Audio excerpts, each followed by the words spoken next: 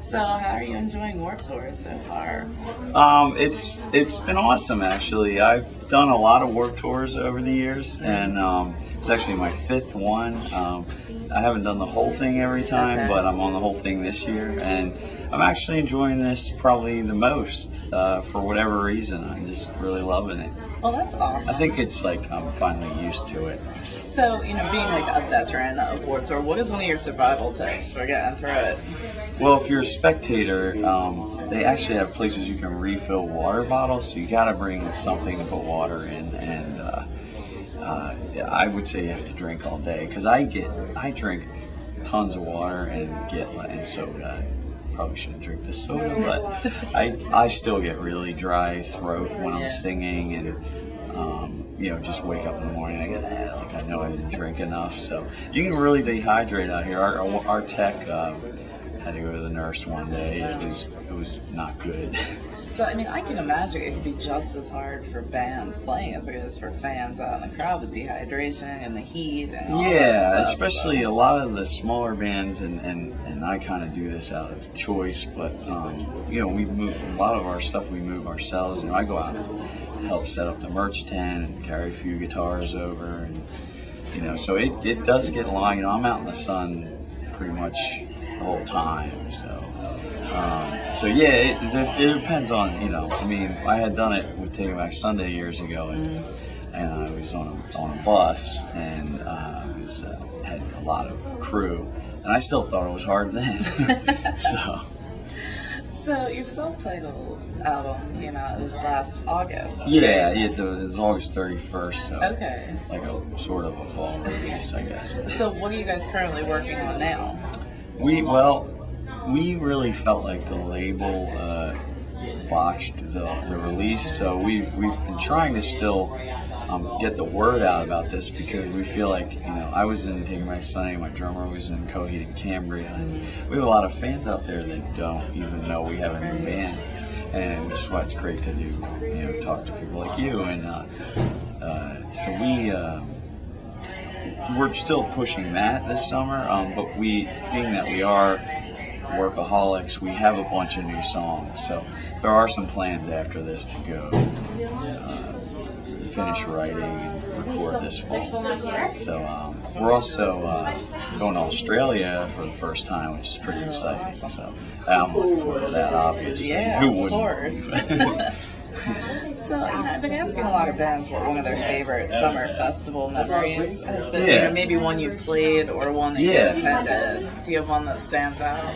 Well, it was, what state was that in? We had a show this tour. It's been a month now, and so I forget which date, but it was so hot, just like it is today in the morning. It must have been New Mexico. I can't remember, but we were sweating to death. New Mexico's got that heat. Yeah. Well, it may have been I don't think it rains much there, but it might have been Kansas City for that reason. Okay. But eventually it started pouring rain, and normally you try to get out of the rain, but we were just so hot in the morning that I was like, screw it, this is like a gift from heaven. Yeah. So we just stood in the rain, shoes all wet, clothes all wet. And I actually got chilly at that point. I was like trying to remember being hot like 2 hours before. Hard to remember actually, but that was a great day actually. So, Terrible Things has some Philadelphia ties. We sure do. So. Yeah, I'm from, I was born in Westchester, PA, and grew up in Coatesville, and went to Temple here. I know that area very well. So, and I still live in Westchester. So, and our bass player, Brian Weaver, he's from Philly. He lives in Philly to this day. So this is like hometown oh show for you guys. No, my pop's coming out, and a bunch of friends. So it's going to be a good day for sure. Awesome. Well, I like to look at music as a universal language that everyone can speak and understand. We all might take different messages away, but is there anything in particular that you hope that your music speaks to listeners? Well, see, I use my music to as a true sort of like a therapy for myself. Like, and everyone says that, but I really try to. It really is my soul coming out, and I do feel like the fans of mine feel that, and maybe it might be therapeutic for them to listen to. And even when I wrote music in my past bands, I was often told about this, and that is like obviously the most rewarding part of what I do.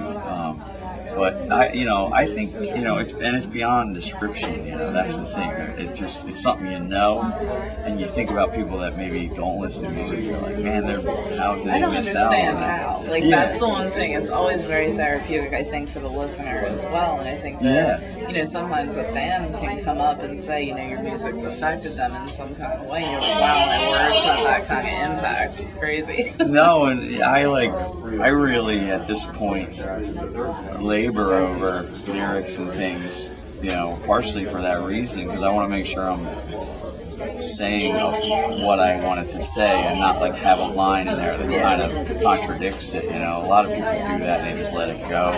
So what comes first for you in the writing process? I do the music and the words at the same time. I just kind of play. When I start to feel something, I hum.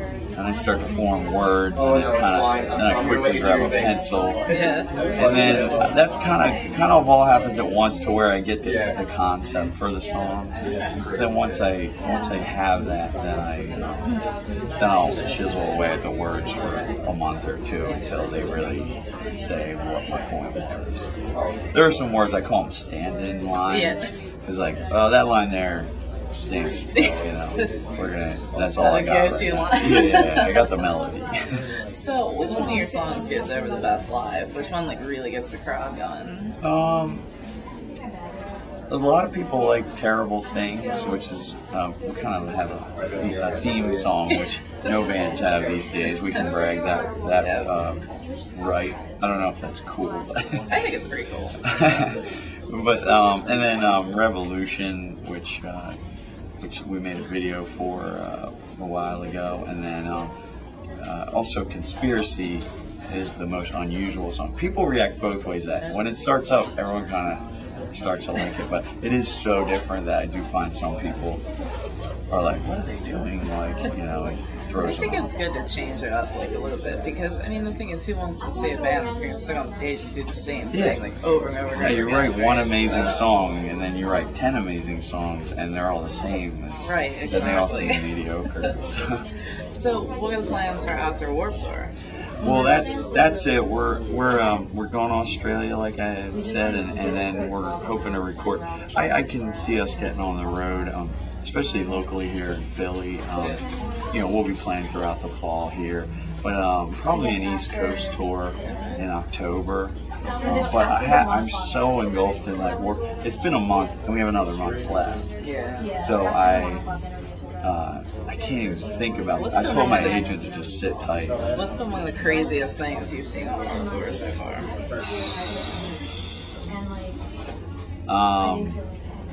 Well, kids passing out is always a shock. But they're always usually that's why I really stress the water thing. But I don't know. Just the fact that we set all these stages up every single day. Like today we're here, we're set up for 15 hours, and then tomorrow we'll be in Pittsburgh. That's it. There's no time in between. There's no time to sleep, and obviously everyone sleeps at different times. There are people sleeping right now during the day who are going to be taking apart the stage tonight. But, it's really an insane machine they've built and somehow run for all these years. Seriously, I'm in amazement. So. Yeah, I feel lucky to be a part of it every time.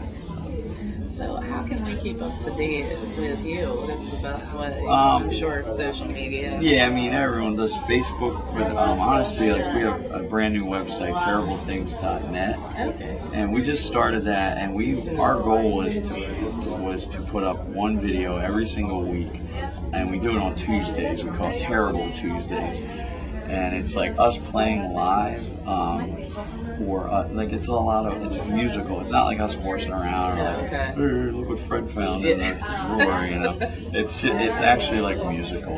It's a music video or an unusual cover or song, or different, us playing acoustic in my living room or the basement where we practice loud, and just anything.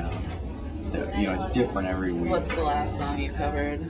We just put up this Tuesday a Jeff Buckley song, so I'm really into him as a singer.